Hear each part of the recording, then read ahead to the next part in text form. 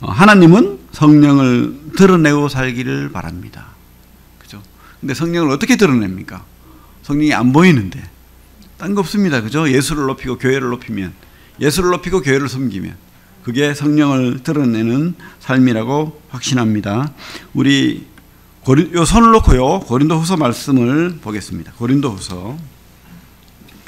우리 교회 여기 옆에 말씀들이 다 있어요, 사실은. 하지만 말씀 보게. 고린도후서 2장 15절. 성령으로 사는 삶은 사실은 성령은 어떤 분이냐면 수줍은 하나님이라는 표현이 있습니다. 그런 별명을 누가 지어줬어요. 성령은 수줍은 하나님이다. 왜? 자신을 드러내지 않아요.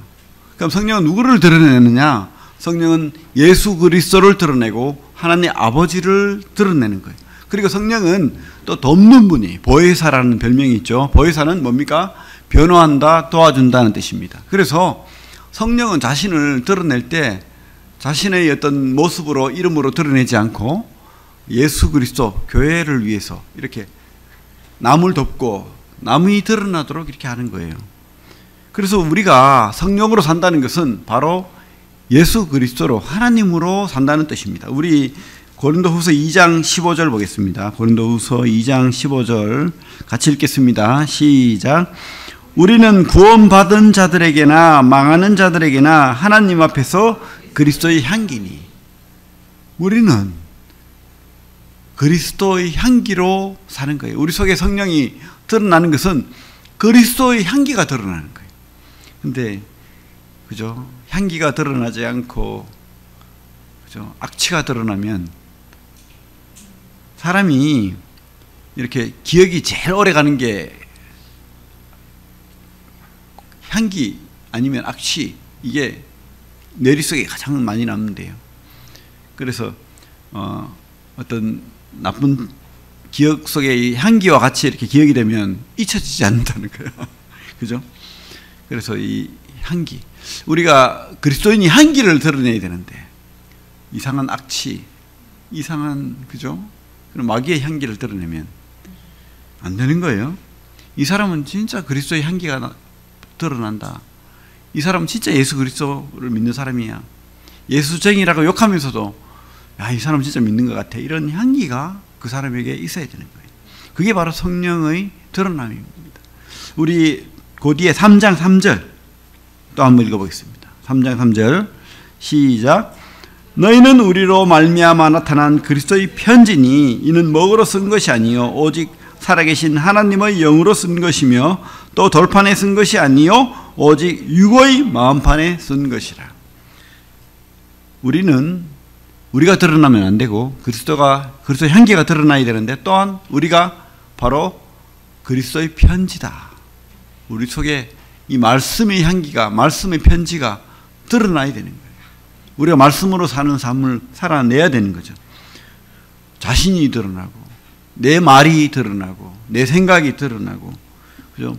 말은 그리스도인이고 교회 다닌다 하고 뭐 그렇게 하는데 내 속에 그런 게 전혀 없다는 것은 문제겠죠. 편지는 읽혀져야 됩니다. 그죠? 근데 그 사람한테 전혀 그리스도의 편지가 읽혀지지 않는다는 것은 문제가 되는 거죠. 그래서 우리는 전해야 됩니다.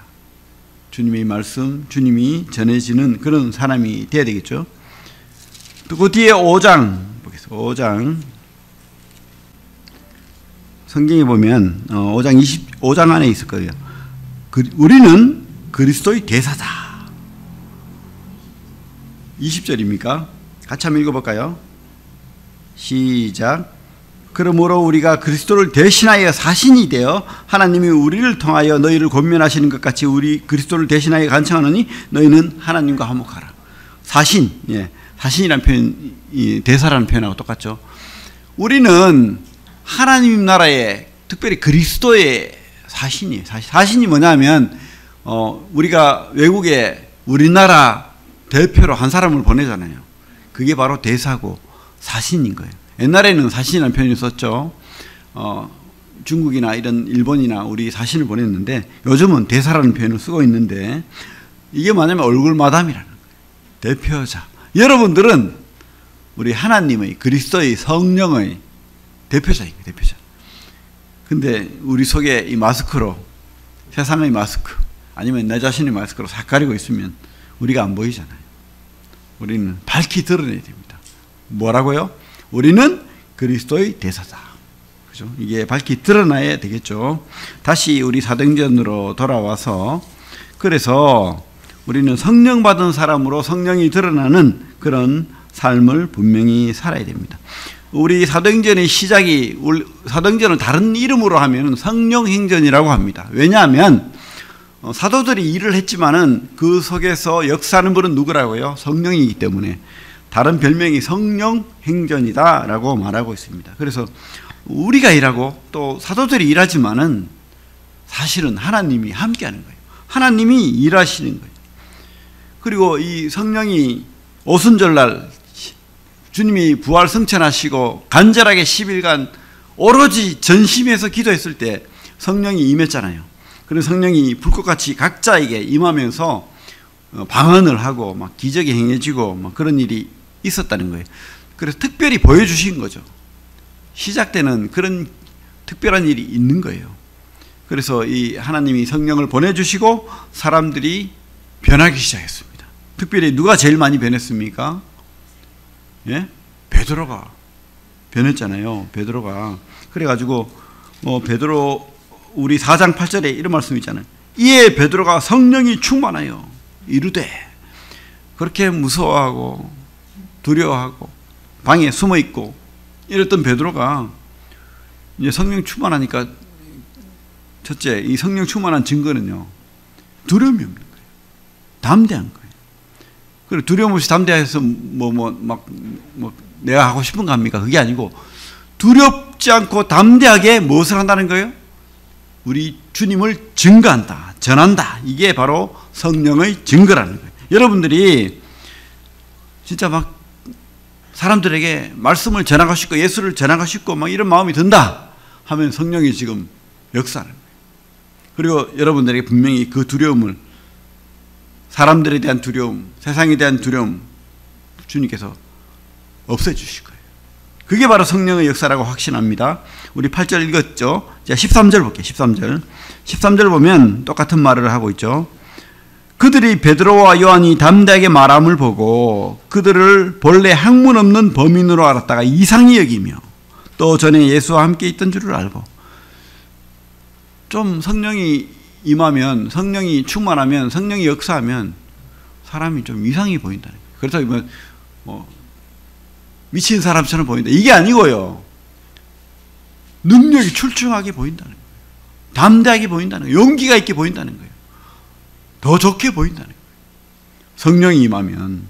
그죠? 그리고 19절 20절 제가 다시 한번 읽겠습니다. 베드로와 요한이 대답하여 이르되 하나님 앞에서 너희 말을 듣는 것이 하나님의 말씀을 듣는 것보다 옳은가 판단하라. 우리는 보고 들은 것을 말하지 아니할 수 없다니.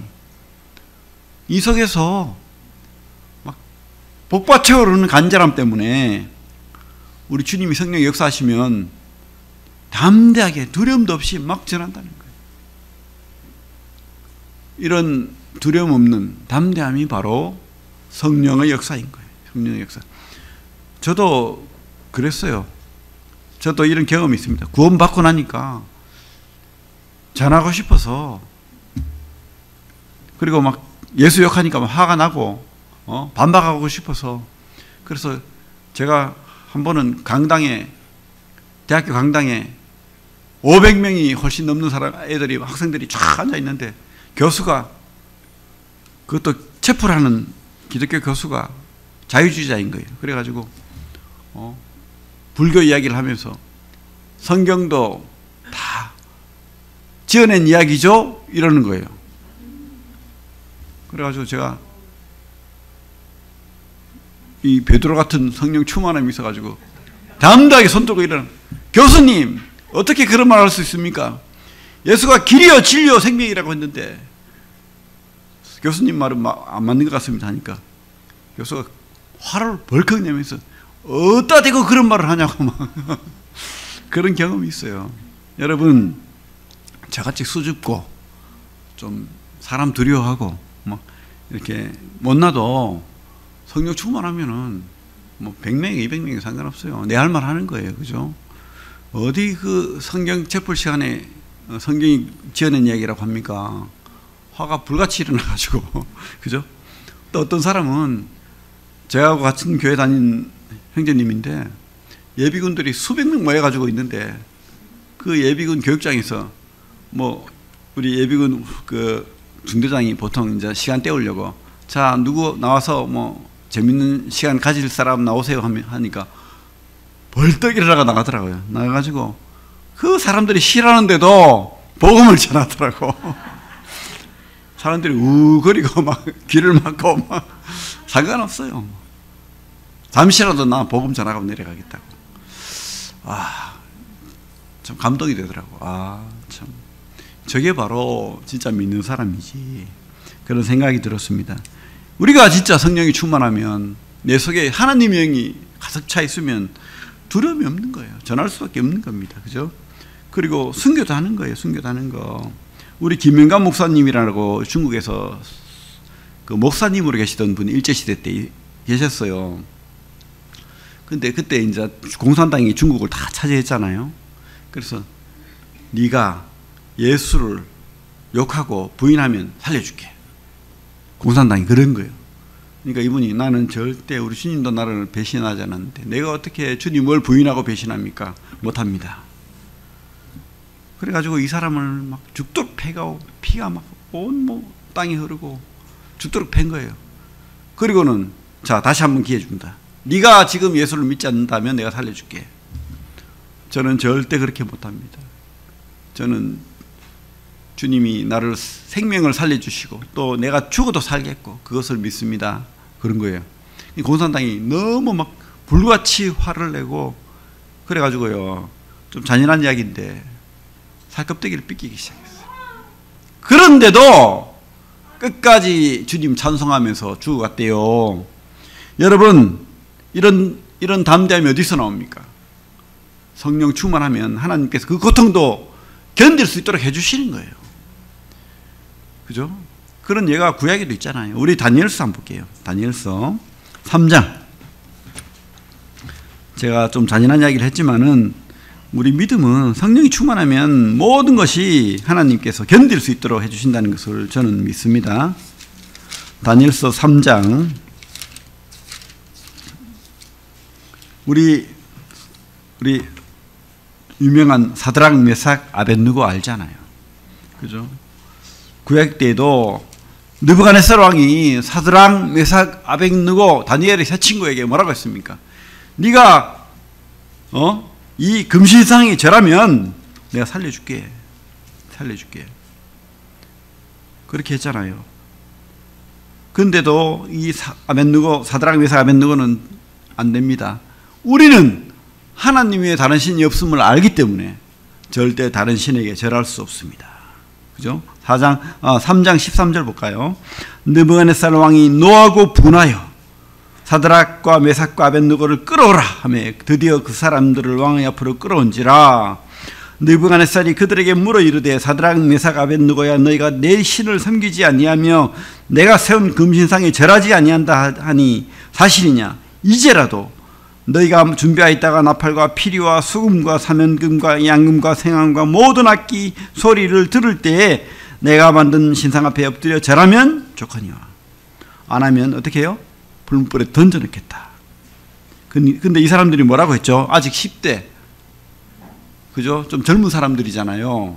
근데 이 사람들이 뭐라고 했죠? 사드락과 메삭과 아벳느고가 왕에게 대답하여 이르되 느부갓네살 왕이여 우리가 이 일에 대하여 왕에게 대답할 필요가 없나이다.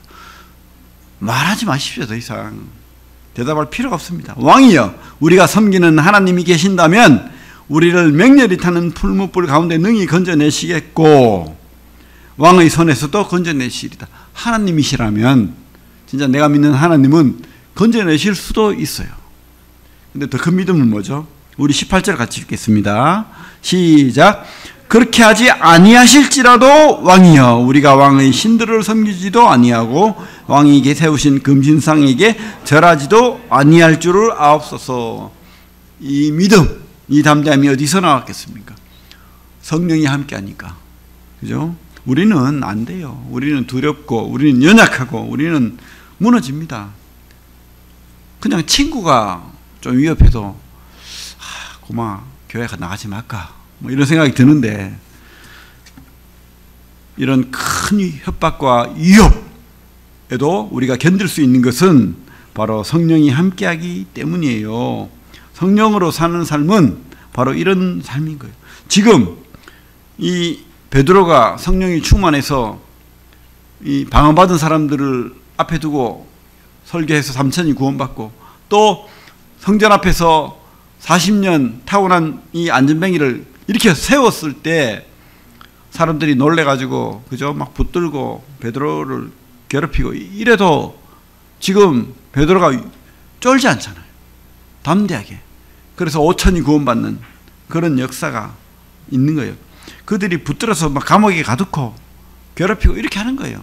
얼마나 두렵겠습니까? 하지만 그 옛날에 베드로가 아닌 것은 바로 성령이 함께하기 때문입니다. 성령이 우리와 함께하기 때문에 우리는 두렵지 않는 것입니다. 절대 두려워할 필요가 없는 것이. 그죠? 성령으로 사는 삶은 바로 이런 삶입니다. 하나님이 함께 하시면 우리 이런 두려움을 극복할 수가 있는 것입니다.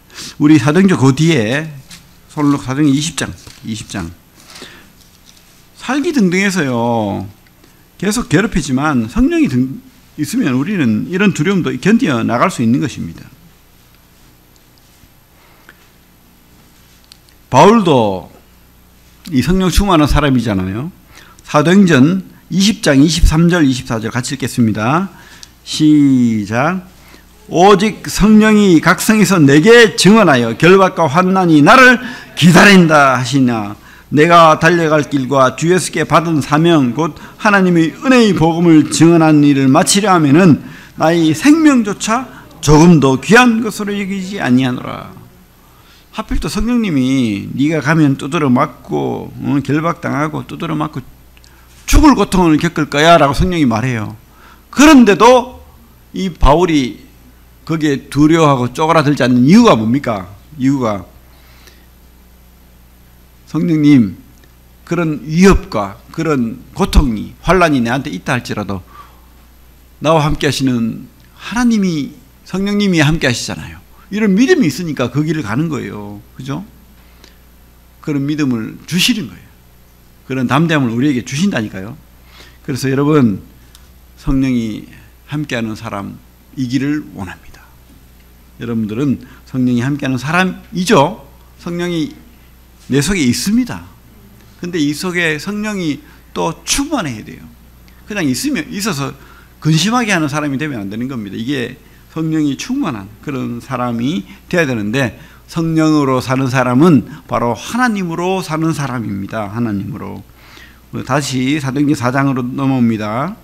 18절 보면 그들을 불러 경고하여 도무지 예수의 이름으로 말하지도 말고 가르치지도 말라 하니 겁을 주는 거죠. 얼마나 두렵겠어요. 칼 들고 창 들고 군사들이 있고 이 예수 그리스도가 그렇게 비참하게 십자가에 죽는 모습을 봤고, 그죠? 그래서 위협하는 거예요. 칼을 막 들이댔겠죠. 목에다가 너 죽는다. 그죠? 채찍을 보여주고 그렇게 했을 거예요. 그런데도 19절에 뭐라고 하고 있습니까? 베드로와 요한이 대답하여 이르되 하나님 앞에서 따라합니다. 하나님 앞에서 너희의 말을 듣는 것이 하나님의 말씀을 듣는 것보다 옳은가 판단하라. 우리는 보고 들은 것을 말하지 아니할 수 없다니. 우리가요 성령 충만한 삶은 바로 하나님 앞에서 사는 삶입니다. 하나님 앞에서. 여러분 하나님이 함께 하십니까? 하나님 앞에서 사는 삶을 사십니까? 근데요 성령이 이렇게 쪼그라진 사람은 성령을 받았죠. 구원받으면. 근데 성령이 쪼그라진 사람은 하나님이 안 보여요. 하나님이 없대요. 눈에 보이지도 않고 생각지도 안 나고 하나님 앞에서 살지 못하는 거예요. 하나님을 뒤로 던져버리고 내가 사는 거예요. 그러니까 얼마나 두렵겠습니까? 아니 깜깜한 밤에 그죠? 길도 모르는데 희미한 불빛이라도 비추고 가야지. 우리가 그죠? 다리도 건너고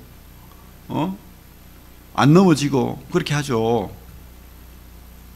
그런데 하나님 없이 내가 살려고 하는, 그건 성령으로 사는 삶이 아닌 거예요. 하나님과 함께 동행하는, 하나님 앞에서 하나님이 이끌어가는 그런 삶을 사는 사람은 바로 이렇게 두렵지 않은 거예요. 베드로와 요한이 그들이 위협하고 말하지 마라 이렇게 막 칼을 들이대고 이렇게 해도 겁을 내지 않고 그렇게 담대하게 하는 거예요. 근데 이 하나님 앞에 사는 삶이 뭘까요? 근데 어떻게 하는 게 하나님 앞에 사는 거죠? 보이는 하나님이 아니잖아요.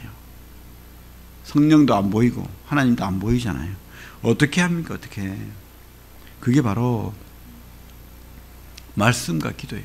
우리 주님이 승천하셨잖아요. 이제 보이지 않는단 말입니다. 어떻게 했나요? 열심히 기도하는 거예요. 말씀을 붙들고 기도하는 거예요. 그래서 따라합니다. 말씀, 기도. 이게 하나님 앞에 사는 삶이에요. 여러분, 하나님 딴 데서 찾지 마시기 바랍니다. 그죠? 하나님은 여러분과 함께 하세요. 그래서 여러분들이 말씀을 보고 말씀을 통해서 기도하고 하면 하나님 앞에 사는 삶이 되고 성령이 충만한 삶이 되는 거예요. 이렇게 위협하고 이렇게 말 못하게 하고 괴롭히고 할 때 우리 사도들이, 성도들이 어떻게 했나요? 22절, 23절부터 보면 성도들이 바로 한 게 바로 기도죠. 그죠? 말씀으로 하는 기도예요. 말씀으로 하는 기도. 4장 24절 보겠습니다. 같이 읽겠습니다. 시작. 그들이 듣고 한 마음으로 하나님께 소리를 높여 이르되 대주제여 천지와 바다와 그 가운데 만물을 지으신 이시여. 이렇게 기도 시작하는 기도. 말씀으로 기도하는 거예요. 말씀을 읽고 말씀으로 기도하는데 먼저 어떻게 해요? 우리 기도할 때 저는 기도할 줄 몰라요. 어떻게 기도하나요? 그러는데 참 우리가 눈에 보이지 않는 하나님이라서 곤란하기도 해요. 그죠? 근데 이 말씀을 통해서 살아계신 그 하나님, 보이듯이 그 하나님을 높이는 거예요. 어떻게 높입니까? 말씀으로 높이는 거죠. 나를 구원하신 그 말씀, 나를 인도하시는 그 말씀, 그죠? 영광스러운 태초 하나님이 천지를 창조하시니라. 창조주 하나님의 말씀을 붙들고 하나님을 높이는 기도를 하면 되는 거예요. 우리 성도들이 그렇게 했잖아요. 초대교회 성도들이 그들이 한 마음으로 하나님께 소리를 높여 이르되 대주제여. 대주제란 말은 만물의 창조주여 주인이란 뜻이에요. 왕이란 뜻입니다. 쉽게 말하면 나의 창조주 왕이시여 이 말입니다. 대주제여 천지와 바다와 그 가운데 만물을 지으신 이시여. 하나님을 높이는 기도를 먼저 시작하십시오. 그죠? 그게 바로 기도예요. 하나님 찬양합니다. 하나님 찬송합니다. 하나님 감사합니다. 하나님 영광 받으십시오. 나를 만드신 분, 나를 위해 이 만물을 만드신 분, 나를 위해 여롭지 않게 성도를 주신 분, 얼마나 높일 게 많아요. 그죠? 여러분 먹고 살게 해주시잖아요. 돈 안 내도 숨을 쉬게 해주시잖아요. 시원한 물을 마시게 하잖아요.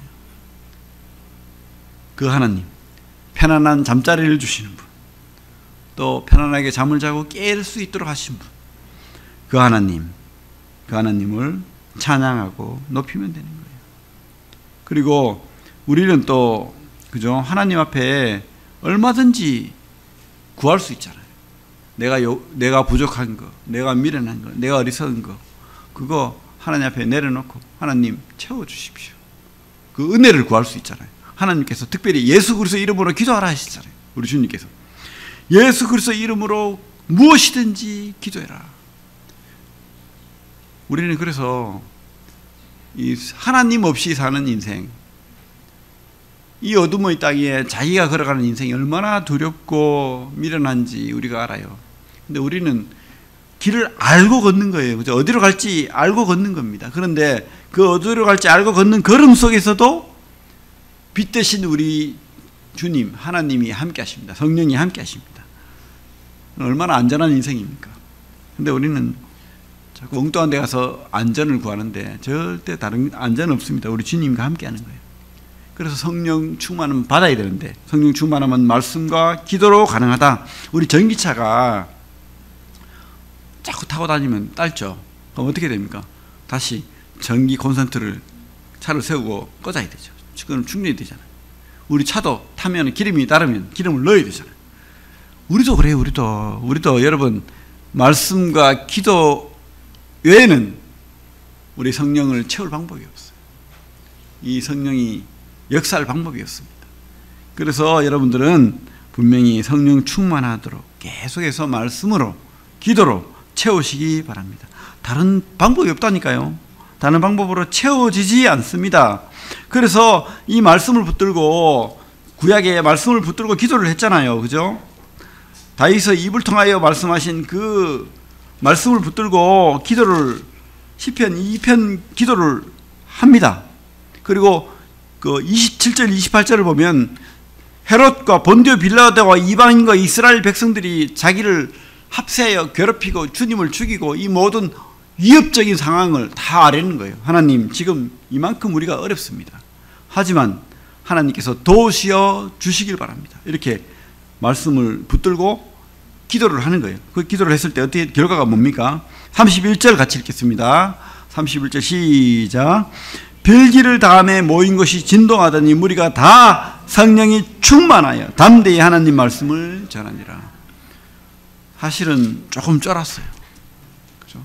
사람이니까 쫄지요. 위협하고 죽인다 하고 하니까 두렵죠. 그러니까 기도하죠. 말씀을 붙들고 기도를 하니까 어떻게 해요? 다시 전기가 충전되듯이 성령이 충만해요. 담대한 또 말씀 선포를 할 수가 있게 된 것입니다. 이렇게 성령이 충만하고 성령이 함께하는 성도는 바로 이렇게 담대하게 전할 수도 있고, 또 우리 32절부터 보면 제가 읽겠습니다. 4장 32절부터 제가 읽겠습니다. 믿는 무리가 한 마음과 한 뜻이 되어 모든 물건을 서로 통용하고 자기 재물을 조금이라도 자기 것이라 하는 이가 하나도 없더라. 사도들이 큰 권능으로 주에서의 부활을 증언하니 무리가 큰 은혜를 받아 그 중에 가난한 사람이 없으니 이는 밭과 집 있는 자는 팔아 그 판 것의 값을 가져다가 사도들의 발 앞에 두매 그들이 각 사람의 필요를 따라 나누어 줌이라. 구보로에서 난 레위족 사람이 있으니 이름은 요셉이라. 사도들이 일컬어 바나바라 번역하면 위로의 아들이라 하니 그가 밭이 있음에 팔아 그 값을 가지고 사도들의 발 앞에 두니라. 그죠? 성도들이 성령 충만하니까 자꾸 집을 팔고 땅을 팔고 막 그래요. 이상한 일이 벌어집니다. 그래가지고 사도들이 발 앞에 사도들이 그래도 이 재산을 가지고 하나님 앞에 쓸 사람이라는 것을 믿으니까 사도들 앞에 다 갖다 놓는 겁니다. 그리고 이 바나바라는 또 키브로 섬에 사는 훌륭한 분이 또 자기 밭을 팔아가지고 또 내어놓고, 이 바나바는 뒤에 바울과 함께 안디옥 교회의 지도자로서 또 선교 여행을 갔던 분이죠.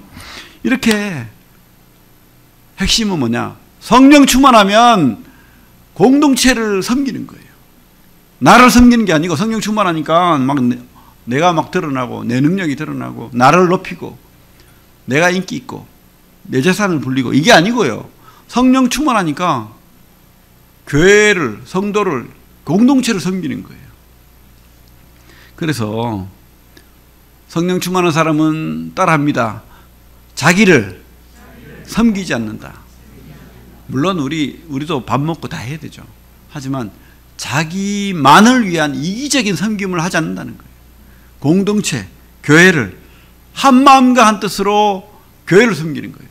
특별히 이 사도행전의 이 모습은 놀라운 성령 충만한 모습을 보여주는 거예요.